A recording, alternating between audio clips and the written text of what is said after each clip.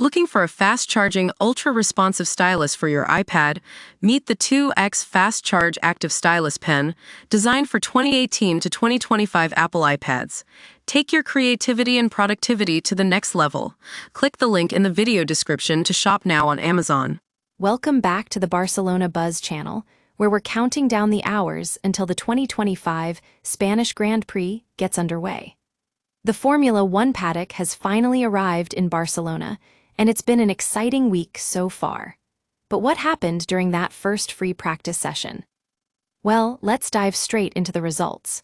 We've got 18 drivers on the grid, and 2 rookies making their debut: Ryo Hirakawa in Esteban Ocon's Haas and Victor Martins filling Alex Albon's seat in the Williams. That's quite a lineup for our second-tier teams. The question on everyone's mind is, how did these rookie drivers hold up against the seasoned pros? It looks like they managed to keep their feet wet, but that's about it. The real story here was at the front end of the grid, where Lando Norris absolutely dominated FP1 in his McLaren. We're talking 0.367 seconds ahead of Max Verstappen, a staggering margin of speed. Now, Lewis Hamilton rounded out the top 3, just 0.378 seconds off Norris's pace. That's impressive, especially considering how much he's had to work over the past few weeks to get his car sorted.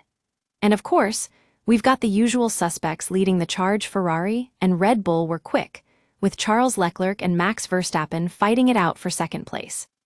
As for our midfield hopefuls, it was a mixed bag. Oscar Piastri looked on form in his McLaren, but Liam Lawson had some issues with his Racing Bulls car, and Pierre Gasly struggled to find the time he needed. On the other hand, George Russell and Lance Stroll were having a solid session, and we're keeping an eye on them as the weekend unfolds. Now let's take a look at the times. It was a pretty clean sweep for McLaren and Ferrari. The only 2 cars that really stood out from the rest were Esteban Ocon's Haas and Carlos Sainz's Williams. But overall, FP1 was a bit of a non-event, no real surprises, but some interesting trends starting to emerge. That's it for now, folks. We'll be back with more analysis and news after qualifying tomorrow. Until then, it's been great to see the cars out on track in Barcelona. The 2025 Spanish Grand Prix is shaping up to be a fantastic event. Stay tuned.